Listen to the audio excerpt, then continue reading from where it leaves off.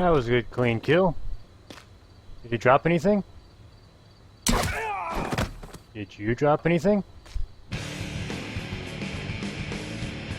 Hello and welcome to another episode. It is 2:51 a.m. and it's about time I made another video. Tonight I'm going to be cross-referencing H1Z1 with DayZ, and I've got to say it's not going to be pretty. Now I'm very well aware that both games are in alpha, pre-alpha, beta, whatever you want to call it, but I paid my $20, so I'm going to beta report on it through a slew of bitching.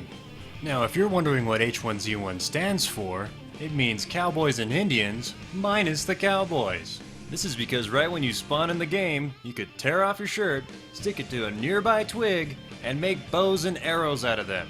This leads to shirtless tribes of players marauding around and shooting each other with arrows. I shit you not. Imagine the zombie apocalypse involving much more melee weapons, like hammers and knives. You know, stuff that's found everywhere. But even in its current state, landing melee attacks is difficult because of the endless amount of sprint you have and low player-to-player collision.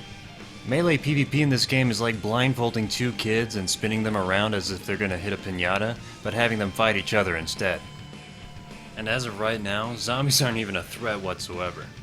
They barely even want to chase you, so if you buy early access right now, this is gonna be the game for a while. But I've gotta say, it's pretty cool that H1Z1 added vehicles so early, unlike those bastards over there at DayZ. Because traveling in these games is so monotonous, and after traveling from town to town running so much, it's a major relief to find a working vehicle. Not only do they have this over DayZ, but I must say since the map is smaller, there's way more interaction with people. Oh, and I desperately tried deviating from the game's norm of shooting people in the face with arrows by searching buildings in hopes of finding something else I could shoot people in the face with.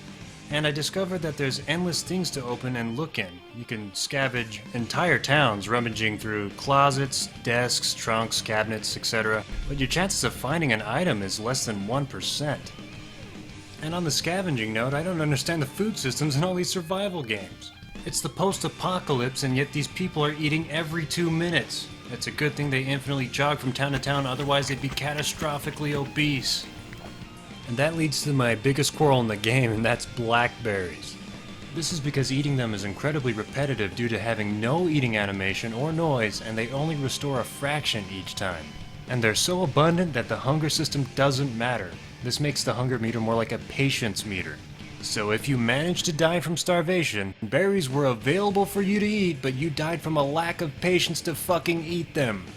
So in conclusion, and once again, I acknowledge that both of these games are unfinished, and they'll hopefully fix these things in the future, but God, why do we have to pay to play and test the game for them? This message that informs you of the circumstances you're getting into is the equivalent of someone going, "Whoa, hey, $20 admission, and be careful, it kinda sucks in there right now."